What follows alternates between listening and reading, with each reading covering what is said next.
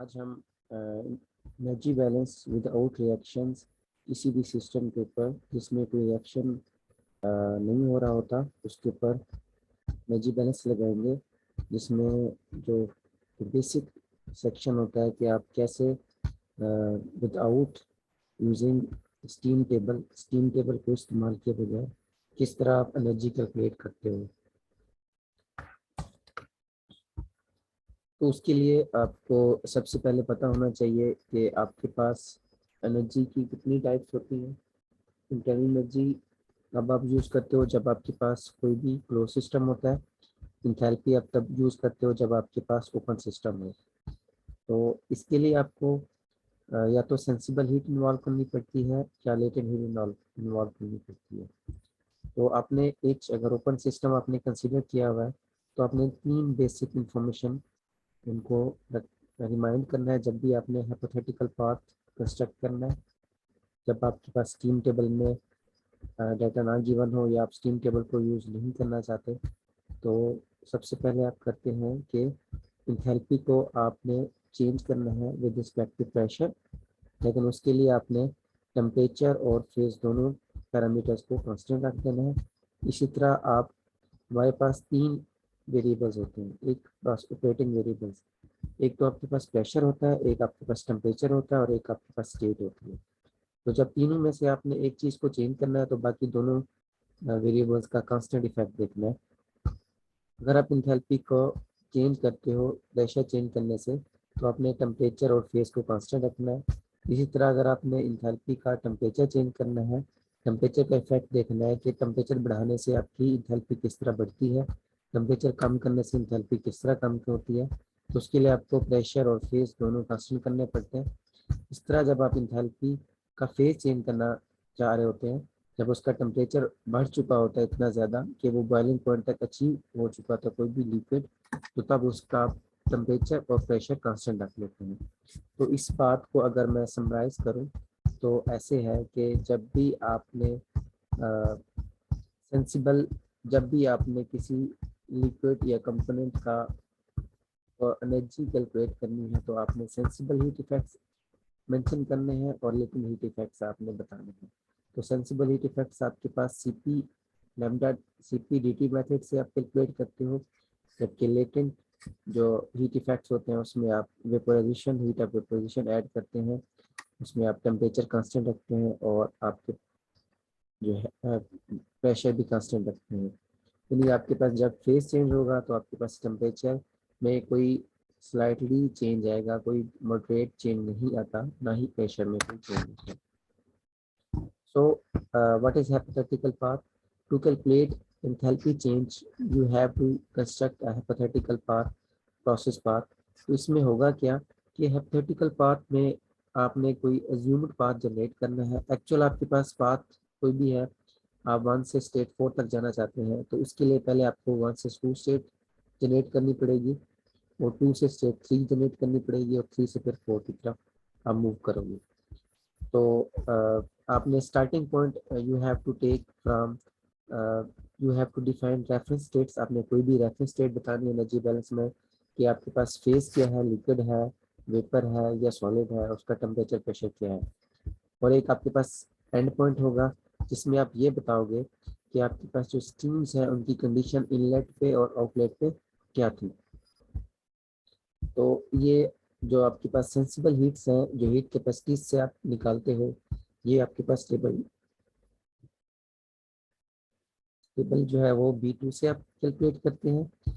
लेकिन इसके लिए पहले आपको फेज ट्रांजिशन टेम्परेचर्स का पता होना चाहिए, जो कि आपके पास Tm है और Tb है। बॉइलिंग टेम्परेचर्स होते हैं और आपके पास मेल्टिंग टेम्परेचर है। बॉइलिंग आपके पास लिक्विड होगा तो वो बॉयल होगा और आपके पास अगर सॉलिड है वो मेल्ट हो जाएगा। तो ये हमारे पास सेंसिबल हीट इफेक्ट्स आप हीट कैपेसिटी से निकालते हैं, जबकि आप लेटेंट हीट जो है वो आप वेपोराइजेशन और हीट ऑफ मेल्टिंग से आप डिटरमाइन करते हैं। अगर आप वेपोराइजेशन लिक्विड की वेपोराइजेशन करवाते हैं और सॉलिड की आप मेल्टिंग स्टेट लेके आते हैं, जो कि हमें टेबल B1 फैल्डर की बुक के एंड के टेबल से हम चेक कर सकते हैं। अब ये है हमारे पास हाइपोथेटिकल प्रोसेस पाथ है कि आपने करना क्या है।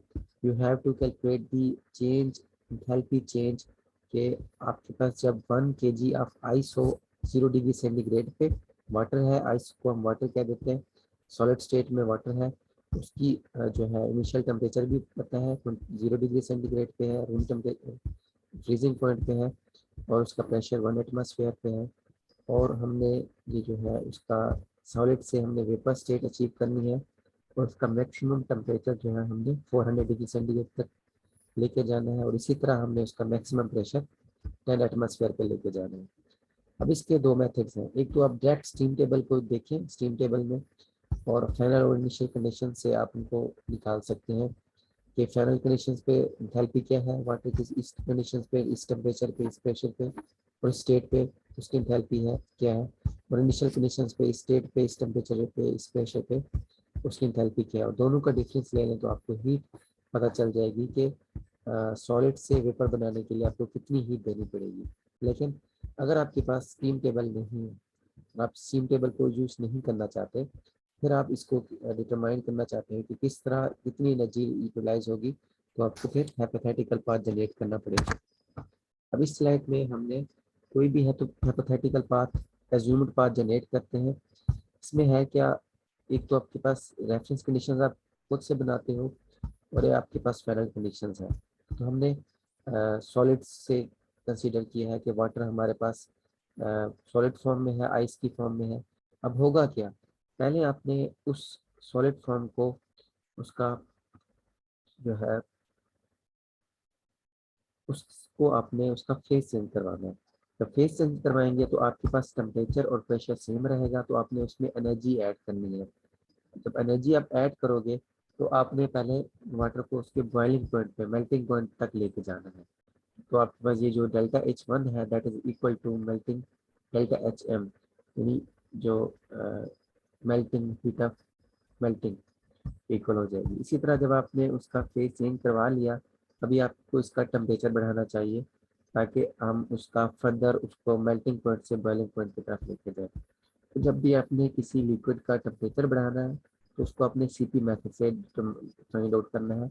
अब सीपी कैसे निकालते हैं हम, सीपी आपको जो टेबल B2 है फेल्डर की बुक में एट द एंड पे आखिर में आपको टेबल गिवन है, तो वहाँ पे आप ABC के फॉर्म में सीपी वैल्यूज निकालेंगे और इसको यहाँ पे पुट करेंगे, और इसको इंटीग्रेट करने के बाद आपके पास एक फाइनल फॉर्म आ जाएगी, इसमें A into multiply by delta T plus B/2 multiply by delta T square. उसमें डेल्टा टी जो है वो आपका डिफरेंस होगा initial final temperature to initial temperature.